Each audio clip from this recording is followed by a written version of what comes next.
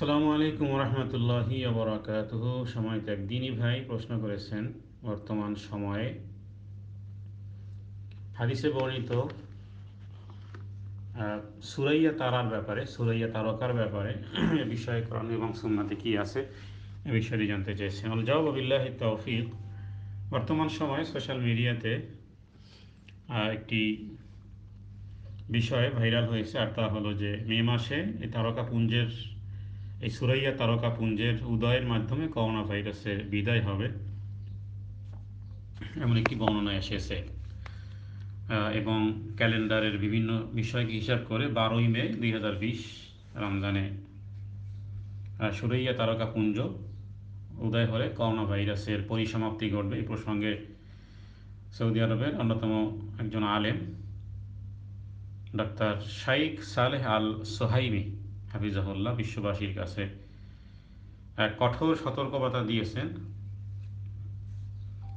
যে বিষয়ের অনুবাদ আমরা আপনাদেরকে শোনাতে চাই এবং এটি দলিল ভিত্তিক।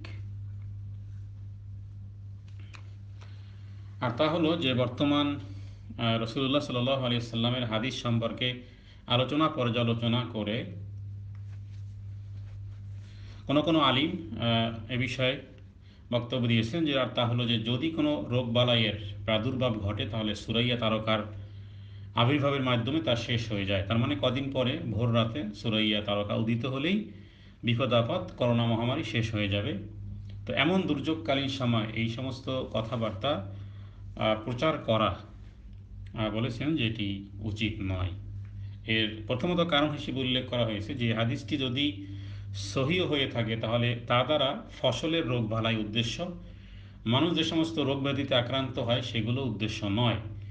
আর এটি সঠিক কথা, এটি চাষাবাদ এবং ফসলাদির সাথে সম্পৃক্ত এবং আলেমগণ এ ব্যাপারে একমত হয়নি যে মানুষ যে সকল রোগ ব্যাধিতে আক্রান্ত হয় সেগুলো এর অন্তর্ভুক্ত হবে কিনা এই বিষয়টি ওলামারা একমত হননি ওই হাদিস থেকে। দ্বিতীয় বিষয় হলো যে এই হাদিসের প্রচারণাকে কেন্দ্র করে যে সকল মানুষ ইতিমধ্যে আল্লাহর দিকে ফিরে এসেছিল এবং যাদের ঈমান মজবুত হয়েছিল, এখন তারকার উপরে ভিত্তি করে তাদের ঈমান আরও দুর্বল হয়ে যেতে পারে। সুতরাং এ বিষয়ে সতর্ক থাকা। আর তৃতীয় কারণ হিসেবে উল্লেখ করা হয়েছে যে এই বিষয়টি হয়তো নক্ষত্রের সাথে সম্পৃক্ততা বা জ্যোতিষশাস্ত্রের দিকে ঠেলে দিবে, অথচ রাসূলুল্লাহ সাল্লাল্লাহু আলাইহি ওয়াসাল্লাম হাদিসে কুদসিতে তিনি এ বিষয়ে বলেছেন যে মুতিনা বিফদলিল্লাহি ওয়া রাহমাতিহি ফাবিযালিকা মুমিনুন বিকাফির বিল কাওকাব ওয়া আম্মা মান ক্বালা মুতিরনা বিনাই কাযা ওয়া কাযা ফাযালিকা কাফিরুন বিমুমিন বিল কাওকাব। মানে আমার বান্দাদের মধ্যে কিছু বান্দা মুমিন হয়েও কিছু কাফের হয়ে সকাল করেছে। যে ব্যক্তি বলেছে যে আল্লাহর অনুগ্রহ এবং তার দয়া আমাদের উপর বৃষ্টি হলো, সে আল্লাহ তাআলার উপর বিশ্বাসী মুমিন ও নক্ষত্রের প্রতি অবিশ্বাসী কাফের। আর যে ব্যক্তি বলেছে যে অমুক অমুক নক্ষত্রের ফলে আমাদের উপর বৃষ্টি হলো, তাহলে সে আল্লাহর প্রতি অবিশ্বাসী কাফের এবং নক্ষত্রের প্রতি বিশ্বাসী মুমিন। এটি বুখারী এবং মুসলিমের হাদিস। তো আর ভূপৃষ্ঠে কোনো ঘটনা বা দুর্ঘটনার উপর আকাশের নক্ষত্রের কোনো প্রভাব আছে এমন বিশ্বাস পোষণ করা হলে সেটা ভ্রান্ত বিশ্বাস, বরং তা আল্লাহর সাথে এক ধরনের শিরকের কাছাকাছি। যেমন কিছু মানুষ বিশ্বাস করে যে অমুক তারকা উদিত হয়েছে সুতরাং এটা ঘটবে, ওটা ঘটবে, বা এই বিপদ হবে সেই বিপদ হবে ইত্যাদি। এই জাতীয় ভ্রান্ত আকীদা বিশ্বাস পোষণ করা আল্লাহ তাআলার সাথে শিরকও হতে পারে। যদিও আলেমরা সতর্কতার সাথে আলোচনা করেছেন, কিন্তু সাধারণ মানুষ এ থেকে যেই মেসেজটি আসবে এদের কাছে সরাসরি যে 12 তারিখ করোনা ভাইরাস বিদায় হবে, কারণ সুরাইয়া তারা উদিত হবে, বাস সাধারণ মানুষ তো এটাই এভাবেই বুঝে। তো চতুর্থ কারণ হলো যে যদি সুরাইয়া তারকা উদিত হওয়ার পরও বালা মুসিবত না কাটে তাহলে লোকেরা আমাদের দিন সম্পর্কে কি বলবে। আমরা তো এটাকে দিনের সাথে জুড়ে দিয়েছি, কিন্তু মহামারী উঠে যাওয়া যে উক্ত হাদিসের অর্থ তা কিন্তু সাব্যস্ত নয়। তাহলে এখানে আমরা আমাদের দিন ইসলামকে দুশ্মনের হাসি ঠাট্টার বস্তুতে পরিণত করতেছি। তো অতএব এই ক্ষেত্রে মনে রাখতে হবে যে আল্লাহ তাআলার কাছে দোয়া করা, তিনি যেন আমাদেরকে তার সন্তুষ্টিমূলক কাজ করার তৌফিক দান করেন। এবার আসুন আমরা যে হাদিসটি উল্লেখ করা হয়েছে সেই হাদিসটির ব্যাপারে মুহাদ্দিসগণ কি বলেছেন।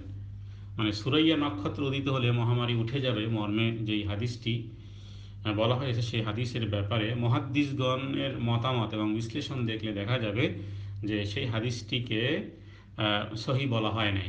সুরাইয়া নক্ষত্র উদিত হলে মহামারী উঠে যাবে মর্মে বর্ণিত হাদিসটি পর্যালোচনা যদি করা হয় তাহলে যেই মতামত আসে আর তা হলো হযরত আবু হুরায়রা রাদিয়াল্লাহু তাআলা আনহু থেকে বর্ণিত। রাসূলুল্লাহ সাল্লাল্লাহু আলাইহি ওয়াসাল্লাম বলেছেন, যখন তারাটি মানে সুরাইয়া তারা উদিত হবে তখন প্রতিটি শহরবাসী থেকে ব্যাধি উঠিয়ে নেওয়া হবে।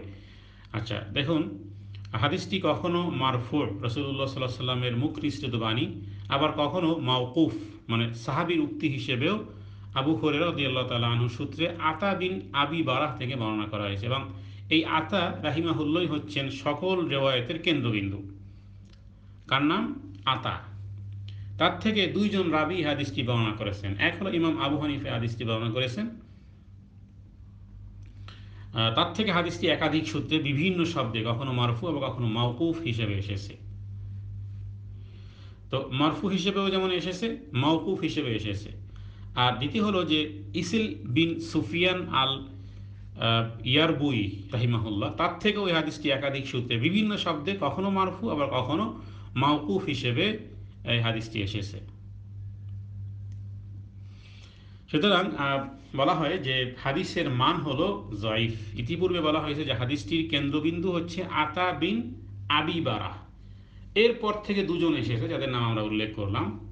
তো আতা বিন আবি বারাহ রাহিমাহুল্লাহ এবং আতা থেকে দুজন রাবি হাদিসটি বর্ণনা করেছেন, ইমাম আবু হানিফা এবং ইসল বিন সুফিয়ান।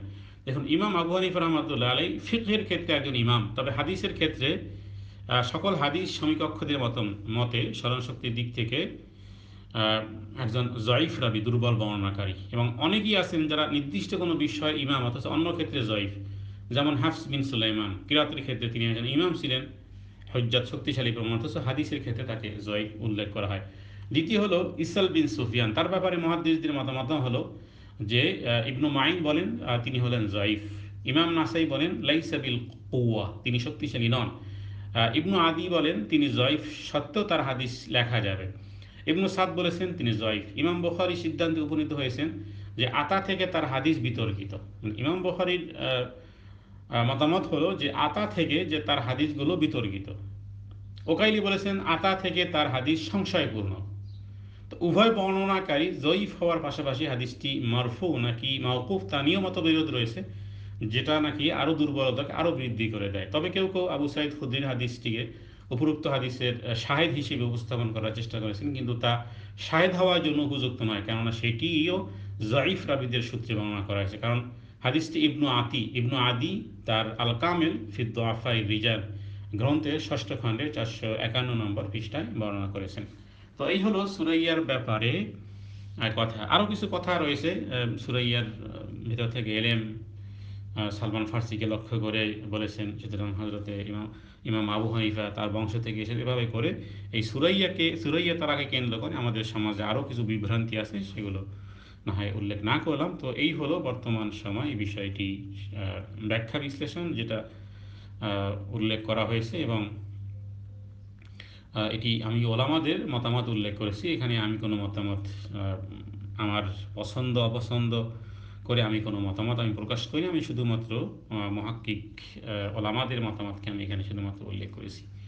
হাদা মিন্নি ওয়াল ইলমু ইনদাল্লাহ, আল্লাহু আ'লামু বিস-সাওয়াব। সাল্লাল্লাহু আলা সাইয়্যিদিনা মুহাম্মাদিন নবিয়্যিল উম্মি ওয়া আলিহি ওয়া সাল্লাম। আসসালামু আলাইকুম।